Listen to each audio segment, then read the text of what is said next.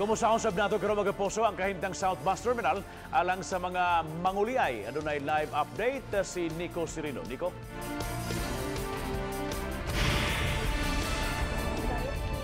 Gisusi sa dato ang sitwasyon sa Cebu South Bus Terminal kundi ning mga orasa dagsa na gyud ang mga manguliay sa tagsa-tagsa nila ka mga probinsya. Pasado alas 4 karong hapon, misusi sa pasilidad nga giduma sa Kapitolyo si Governor Junjun Davide.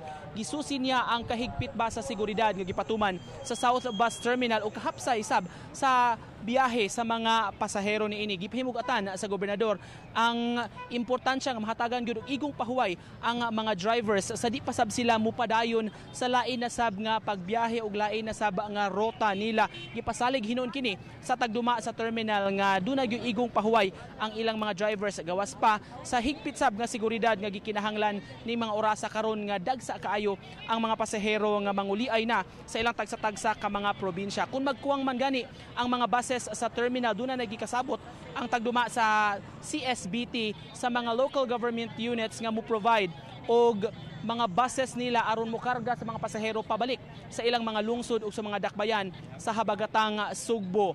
Nasaira nato nga karong hapon nag-abot-abot na ang mga buses og dito kinig station sa may V-Rama aron nga magpaabot lang sa command gikan sa terminal kun ugaling magkuwang na gani ang mga buses palahuso na katong mga LGU owned nga mga buses padulong sa terminal aron sila na ang mo-ferry sa mga pasahero ilang makatagilungsod pabalik sa ilasab nga lugar nga libre ang plete. Hinon kani mga LGU buses ipagamit ra gyud kini kun magkuwang na kining mga buses sulod mismo sa terminal. Mao kanabab ang latest nga mga balita atong nahipos gikan dinhi sa gawas.